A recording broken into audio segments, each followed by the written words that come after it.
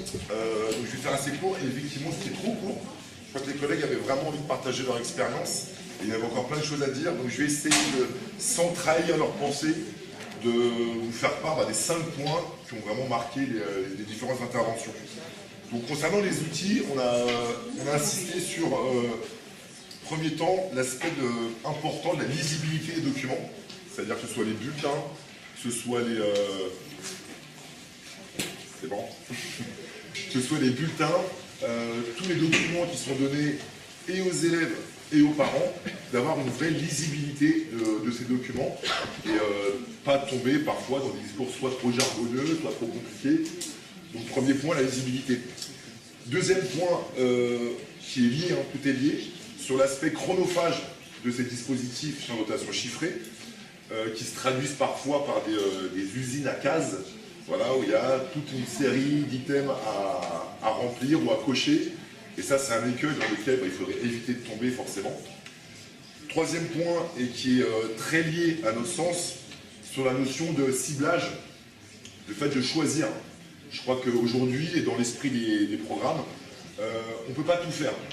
Donc, chaque contexte d'établissement, chaque classe même, il va falloir choisir des compétences, des capacités clés, voilà, sur lesquelles on ne va rien lâcher avec nos gamins. On ne pourra pas faire tout le programme, je pense. Je suis enseignant d'EPS, sur un site de 10 heures, je ne pourrais pas faire toutes les capacités de nos fiches ressources. Donc il va falloir choisir et cibler ce qui est fondamental à nos yeux. Et ce ne sera peut-être pas la même suivant les différents établissements. Donc cibler, choisir, pour encore une fois gagner en cohérence. Ça fait la liaison avec l'importance de la cohérence au sein des équipes. C'est le quatrième point qu'on a évoqué, où ça semble fondamental, encore une fois, d'avoir beaucoup de communication entre les différents collègues pour avoir des outils communs, des modes d'évaluation communes, pour gagner en cohérence. Et cette cohérence, et ce sera le dernier point pour aller vite, cette cohérence, on l'aura grâce à des temps de concertation. Alors, il y a pas mal de collègues là, qui avaient apparemment des temps de concertation fléchés sur leur emploi du temps, ce qui n'est pas le cas partout, mais ça semble indispensable d'avoir des plages horaires où on puisse communiquer, dialoguer entre nous pour se mettre d'accord. J'espère que les collègues qui étaient avec moi, j'ai tout dit, à peu près. Voilà. Merci beaucoup et bravo. Alors on va peut-être commencer par la communication avec les élèves, donc il y avait plusieurs points. On a commencé par les bulletins. Donc l'idée c'était que dans de nombreux établissements, la vie de l'élève était prise en compte, institutionnalisée un peu dans le bulletin, avec par exemple le constat, les objectifs qui étaient clairement inscrits par l'élève. Les conseils de classe étaient ouverts aux élèves, donc les élèves pouvaient venir en conseil de classe devant les professeurs. Certes, ça ne se fait pas forcément systématiquement, mais c'était une idée, à condition de bien préparer les élèves, parce que c'est quand même un exercice qui est difficile, et que ça ne soit pas quelque chose qui devienne un tribunal en fait, qui peut passer pour l'élève, être face à tous ses professeurs, ça peut être vécu comme une situation un peu traumatisante. Donc il y a toute une partie de préparation qui est importante, et il y a aussi une habitude qui s'installe. C'est ce qui se fait au collège international, par exemple.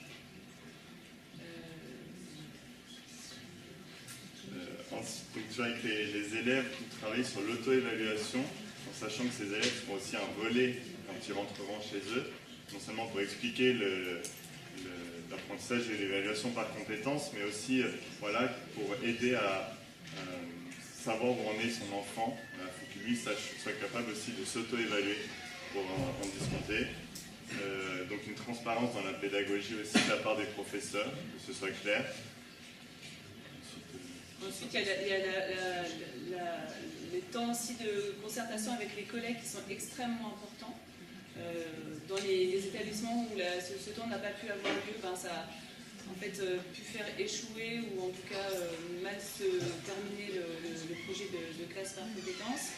Donc ce qui est important, c'est de communiquer à la fois avec les collègues qui travaillent sur les projets de classe compétences, mais également ouvrir ses cours, ouvrir les moments de concertation aussi aux autres collègues pour petit à petit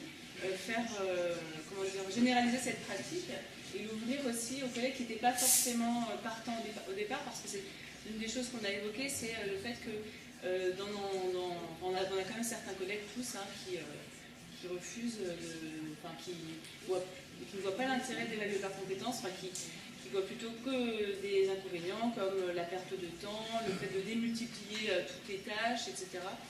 Voilà, donc c'était important de bien inviter les collègues et de dépasser les clans, les amitiés qu'on peut avoir. Enfin, forcément, on a toujours des collègues avec qui on s'entend mieux et arriver à être professionnel. Sachant que dans ce genre de cas, parce que c'est quand même, ça peut être relativement clivant dans les équipes, voire un générateur de tension relativement fort. Quand on met en œuvre, quand on met en place une classe sans notes, c'est pas forcément à l'enseignant ou aux enseignants ou à l'équipe qui met en place d'avoir ce rôle de personne qui va convaincre. On l'a abordé à plusieurs reprises. Il y a aussi tous ceux qui sont impliqués. Ça passe par les élèves qui sont peut-être les plus fervents défenseur de la classe sans notes parce qu'ils y voient directement l'intérêt, un intérêt même individuel. Et aussi ça passe parfois par les familles qui au début se posent des questions et qui progressivement font un travail sur elles-mêmes aussi et se rendent bien compte qu'on est là dans l'intérêt de ce qui est le plus cher à leur cœur, c'est leurs enfants. On parlait aussi, alors je parle un tout petit peu pour le chef d'établissement, dans la nécessité de soutenir ces collègues-là. Pas en rentrant dans une logique d'opposition par rapport aux autres, mais d'être quand même un support, un appui, celui qui va aussi expliquer aux familles, celui qui va aussi soutenir et peut-être organiser les moyens par le biais de moments de concertation ou pas, mais qui va essayer pour sa part de trouver les éléments facilitateurs.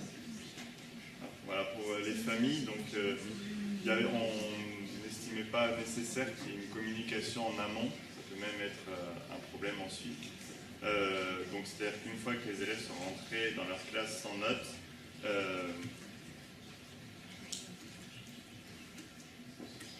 une fois que les élèves sont rentrés dans leur classe sans notes, communiquer rapidement avec les familles, leur expliquer ce qu'il en est, faire des points régulièrement.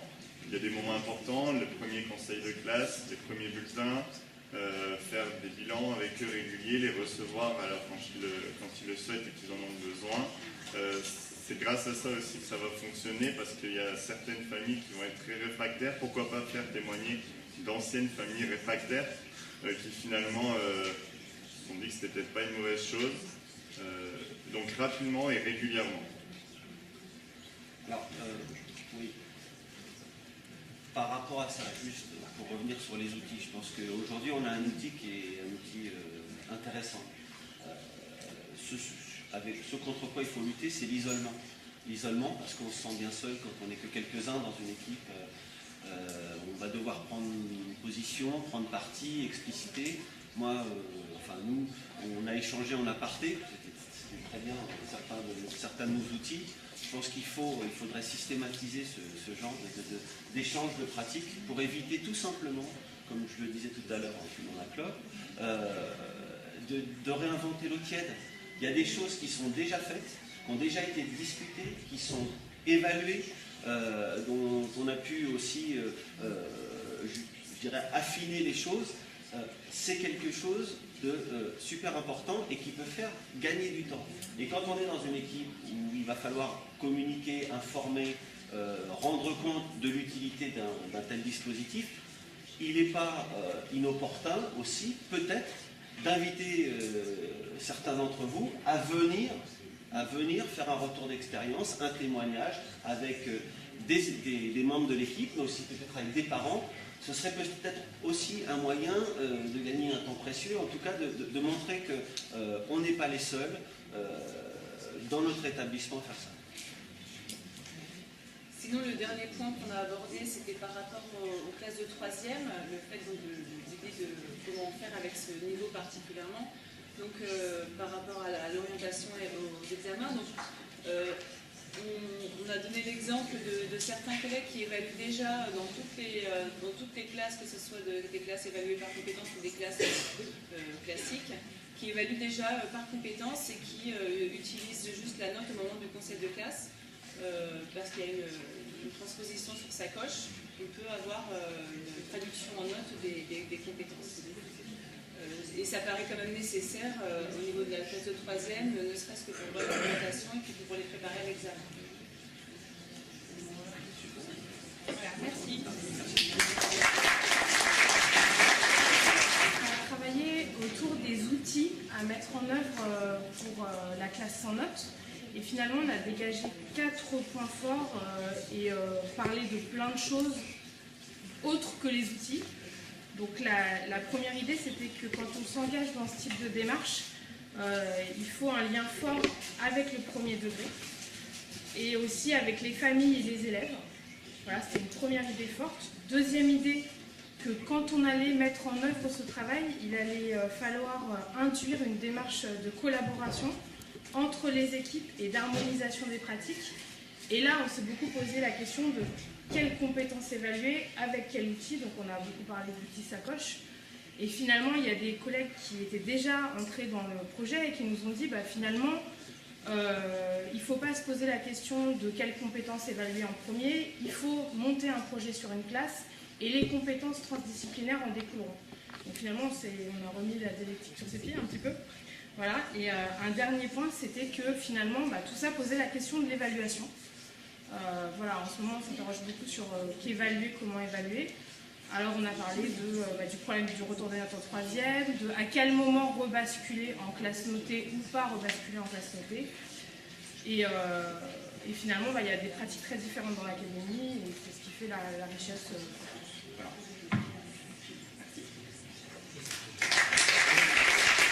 Nous étions autour de la classe. Donc cela touche aux familles, mais évidemment le travail de compétences, le choix sur les compétences, les savoirs, les modalités de concertation des équipes sont, comme on l'a déjà entendu sur les 3 autres groupes, absolument essentiels. En ce qui concerne le consensus qu'on a pu quand même traiter ensemble, la nécessité de rendre lisible le travail et les évaluations semblait, par rapport aux familles, par rapport à l'ouverture de cette classe, alors à la fois sur la communauté éducative, parce qu'il y a aussi tous les collègues, il y a les familles, il y a les CPE, les délégués, les collectivités locales, etc. Autour d'un établissement, lorsqu'on a une classe sans notes, nous sommes observés on va dire, de façon très transversale. Donc, il est nécessaire d'avoir des outils donc, de la classe, un outil presque au quotidien qui répond et qui renvoie à une certaine lisibilité de ce qui se fait en classe de façon très précise. Pour les familles au quotidien, et donc on a pu présenter un petit peu, donc vous connaissez Sacoche, d'autres établissements se sont lancés dans des modalités de documents partagés en ligne sur un cloud, où on puisse travailler sur des tableurs notamment. Et il apparaît aussi très nécessaire d'avoir un bulletin qui rend lisible, mais cette fois une certaine valorisation de ce que l'élève sait faire. En tout cas, c'est ce que l'on voit sur le terrain et qu'on a entendu ce matin. Extraire de Sacoche ou d'un tableur des couleurs, des notes, des algorithmes qui renvoient des pourcentages, c'est peut-être peu lisible pour les familles, parce que cela ne renvoie pas forcément à quelque chose de précis. Avoir un outil, alors on ne peut pas vous les projeter là, mais on a eu des exemples de bulletins qui semblaient intéresser un petit peu l'Assemblée, dans le sens où c'est ce que l'élève sait faire et c'est un document qui est simple, qui est lisible, qui est concret et qui renvoie à ce que je disais tout à l'heure, c'est-à-dire une valorisation de ce que l'élève sait faire. Le deuxième aspect, c'est que cette évaluation, elle doit être omniprésente. C'est-à-dire qu'il ne s'agit pas d'un contrôle en fin de parcours pour vérifier que les savoirs ont bien été acquis et sont réinvestis dans un cadre donné, mais elle renvoie au temps d'apprentissage. Je suis professeur d'éducation physique et sportive. Si j'évalue au bout de 3 semaines mes non-nageurs, je ne sais pas comment je vais faire. Bon, évidemment, on peut travailler par compétences, mais les progrès nécessitent du temps. Donc, se pose la question des trimestres et des semestres. Se pose la question du temps pour valider une compétence et... M. Potet me regarde et me fusille. On ne valide plus les compétences. Les compétences sont là pour guider l'apprentissage des élèves. Non, il me fusille pas, il est très bien méchant. Mais j'ai entendu tout à l'heure, effectivement, et c'est fort juste, que cette histoire de valider les compétences pose question. On est là pour guider l'apprentissage, et c'est le deuxième point sur l'évaluation omniprésente. Elle doit construire et elle doit guider les savoirs. Donc c'est le fameux contrôle à la fin qui doit être en fait au quotidien pour mesurer et permettre aux élèves de travailler. Alors j'ai entendu en sortant la question sur l'auto-évaluation qui est centrale. Il y a des bulletins sur lesquels apparaissent l'auto-évaluation, c'est-à-dire la lecture que fait l'élève de son travail, et vous comprenez bien qu'à l'adolescence on est beaucoup sur l'estime de soi et c'est un enjeu fort à la fois sur le développement psycho-affectif des élèves mais aussi sur le climat scolaire, parce qu'un élève qui se sent pas bien, qui se sent un peu rejeté par les autres ou dévalorisé, croyez-moi, et vous le savez, et je vous crois, que cela déborde un petit peu entre son travail scolaire et le reste. Donc, c'est une question à se poser sur l'auto-évaluation et l'apparition de cette auto-évaluation. De fait, il est, à mon avis, intéressant de travailler sur cette auto-évaluation, et dès lors qu'elle apparaît, d'abord, on arrive à bien mesurer la distanciation entre ce que l'élève croit savoir faire ou estime savoir faire et ce que l'enseignant mesure. Et c'est cette distanciation qui va peser sur l'évaluation, sur l'orientation. Lorsque l'élève se connaît très bien, il s'oriente mieux et plus facilement, ça vous le savez. Et dernier point sur la réintégration de la note, je vous passe la parole parce que je vais encore me faire accuser de la monopoliser. Non, sur la réintégration de la note, on l'a évoqué bien sûr, puisqu'il y a une nécessité institutionnelle à revenir à la note, notamment en troisième, la question se pose, et puis bien sûr pour les examens.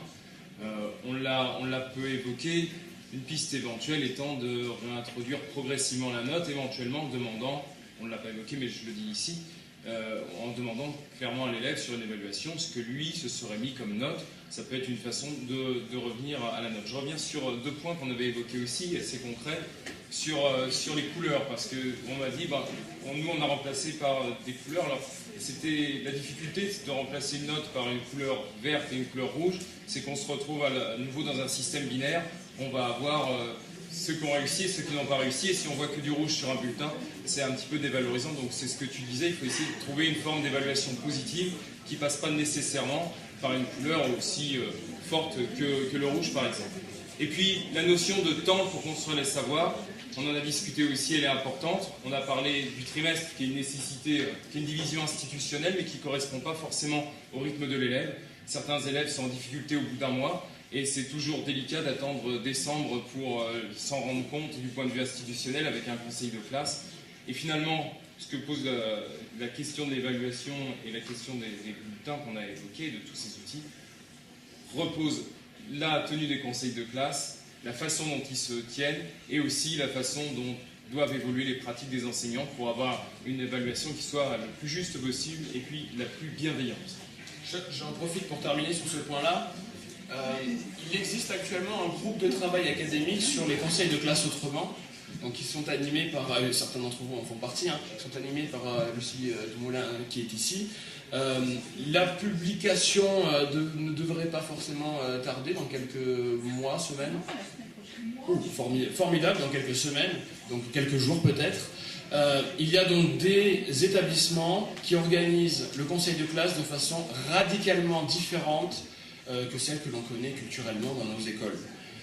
Et la lecture des travaux que les professionnels, les professeurs, les CPE et personnels de direction qui construisent ce groupe de travail, la réflexion qui est portée est très intéressante et je vous invite sur le site de la Cardi qui se projetait derrière nous, d'aller très vite dans la partie groupe de travail pour regarder un petit peu le fruit et les éléments de réflexion qui sont portés. Et je profite aussi pour féliciter ceux qui ont déjà contribué par rapport aux classes en notation chiffrée. Beaucoup sont présents ici et c'est, pour information, un outil, une lecture qui est lourdement utilisée en formation initiale des enseignants et même aussi en formation des personnels de direction et des IPR, j'imagine. Alors ça me laisse l'occasion de laisser la parole pour la synthèse à Madame Ferrier.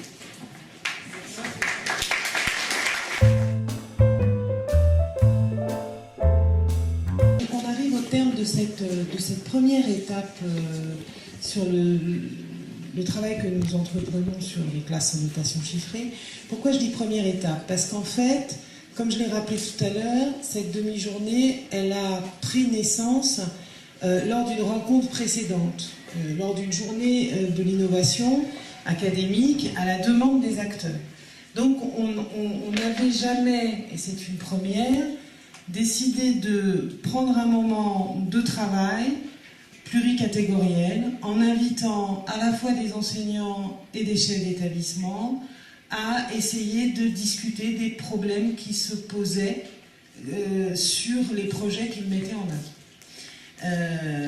Ne sachant pas comment ça marcherait, on s'est dit on va commencer par une demi-journée et puis on va voir. Moi j'ai fait le tour des ateliers et j'ai vu avec beaucoup de satisfaction quelle était la frustration d'un bon nombre d'entre vous sur le fait que finalement on n'était pas allé au bout. Ce qui me fait dire qu'on doit trouver le moyen de continuer sur le travail qu'on a engagé et qu'on puisse encore l'amplifier parce qu'il y a un certain nombre d'établissements qui n'ont pas pu être là aujourd'hui et qui auraient souhaité pouvoir l'être. Donc là-dessus, j'ai deux propositions à vous faire que j'ai partagées avec les collègues de l'équipe. La première, c'est qu'on fasse sur le site de la Cardi une espèce de boîte, une espèce de cartable, quelque chose, qui commence par regrouper ce que l'on a fait aujourd'hui.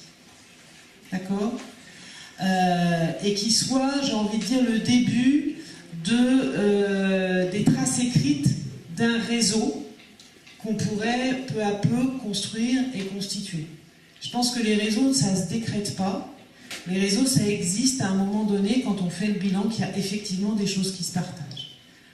D'accord ? Oui. Est-ce que justement on pourrait aussi envoyer régulièrement des outils, des choses qu'on pourrait fabriquer ? Alors, on va donc, ça c'est la deuxième proposition, donc dans un premier temps, ce qu'on va très vite faire, parce qu'il y a des collègues qui me l'ont demandé, c'est déposer ce qui est déjà fait, c'est-à-dire les 2 diaporamas et les quelques ressources que vous avez bien voulu apporter ou envoyer. D'accord ? Après, l'idée, c'est de continuer pour qu'effectivement, on devienne un réseau vivant et qu'on ne dépose pas que des choses fixes. D'accord ? On va essayer de réfléchir en termes de solutions techniques à la façon la plus simple possible, parce qu'on est noyé dans les réseaux professionnels auxquels on appartient tous les uns les autres, et il ne faut pas non plus que ça prenne 4 heures quoi, pour les acteurs. Donc on va essayer de réfléchir à l'ergonomie la plus simple, qui permettent les échanges les plus riches et les plus complets. Ça, c'est la première chose. La deuxième chose qui me semble importante, au début, on s'était dit, à la rentrée prochaine, au premier trimestre, on fera une journée complète pour continuer cette demi-journée. Mais en fait, je me dis qu'avec une journée complète, on risque fort d'avoir le même type de frustration. Et tout ce que j'ai entendu sur ce que permettait la richesse des échanges à l'échelle de territoire entre établissements, me fait m'interroger. Alors il faudra qu'on en soit capable, il faut qu'on mesure, mais en même temps, ce matin, moi j'ai un peu cheminé en me disant, est-ce que ça ne vaudrait pas le coup finalement de faire des demi-journées d'études ou des journées d'études décentralisées sur les territoires avec des établissements voisins, ce qui permettrait du coup des échanges beaucoup plus simples. Ça n'exclut pas qu'on peut trouver de bonnes idées chez des gens qui sont très loin, on est bien d'accord, mais en même temps, ça veut dire qu'on peut avoir des pratiques de mutualisation beaucoup plus avancées, beaucoup plus poussées sur la notion du territoire. Et j'en veux pour preuve la façon dont un des collèges a fonctionné, qui est le collège de Fontenay, qui a pu inviter des collègues à venir voir, qui est allé voir en classe d'autres collègues des établissements d'à côté.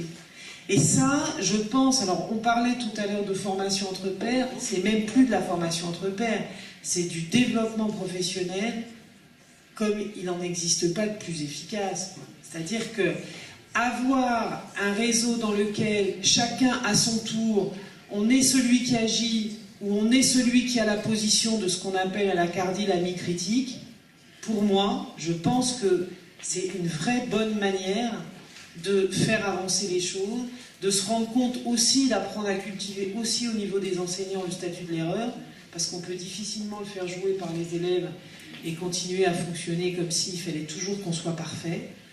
Et ça va être ma conclusion, c'est-à-dire qu'il est normal que tout ne soit pas réglé du premier coup. Il est normal qu'on connaisse des difficultés quand on décide de faire autrement. Il est normal qu'on tâtonne, qu'on s'interroge, qu'on revienne, qu'on... Voilà. C'est ça l'expérimentation. C'est ça l'innovation. Et moi je dis qu'il vaut mieux être dans cette situation de recherche-action, de prendre le risque de faire des erreurs et de se tromper, mais de bouger, plutôt que l'inverse.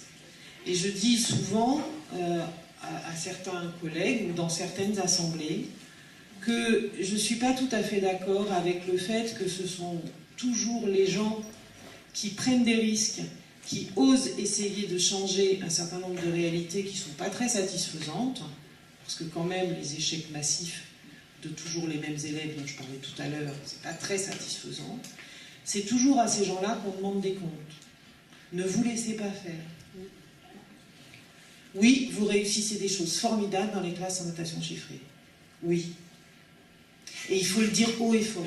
Et le fait que vous puissiez éprouver des difficultés sur tel ou tel des aspects de l'organisation des classes ne remet pas en cause le fait que vous pouvez dire que tous les élèves progressent, ou que vous pouvez dire qu'il n'y a pas d'élèves qui décrochent, ou que vous pouvez dire, etc., etc. Et ça ne veut pas dire que les autres font mal, ça veut dire que c'est à votre actif et que personne ne peut vous l'enlever. Voilà. Et c'est vrai, je l'ai entendu dans un atelier, j'en finirai là, c'est vrai qu'il y a des pratiques, quand j'en ai parlé, qui sont des pratiques qui se pratiquaient avant les classes en notation chiffrée ou qui se pratiquent en dehors des classes en notation chiffrée. Bien évidemment, heureusement, heureusement. Maintenant, ce qui est intéressant dans ce que vous faites, c'est que toutes ces bonnes pratiques, c'est-à-dire ce que moi je pense être des bonnes pratiques, des pratiques bonnes pour les élèves, hein, c'est à ça que je fais allusion, toutes ces pratiques bonnes pour les élèves, comme par hasard, on les retrouve lorsqu'on a pris le risque de déstabiliser suffisamment de choses, c'est-à-dire d'enlever un élément fondamental de l'école qui est la note, et que du coup ça nous oblige à penser autrement, à faire autrement. Voilà. Et ça, personne ne peut vous enlever, à vous qui mettez ça en œuvre, le fait que vous avez décidé de prendre ce risque-là. Voilà. Donc, je vous invite dans quelques temps à venir sur le site. On ne sait pas comment on va flécher, ça c'est l'affaire des spécialistes, mais ils savent bien faire les choses. On fléchera ce cartable de la journée des classes sans notation chiffrée, cette boîte. Et puis, on vous invitera et on vous donnera des indications pour pouvoir alimenter tout cela. Et à la rentrée, on essaiera de faire en sorte qu'on se promène un petit peu dans les territoires pour vous mettre à contribution pour l'animation de ces fameuses rencontres autour des classes en notation chiffrée dans les districts.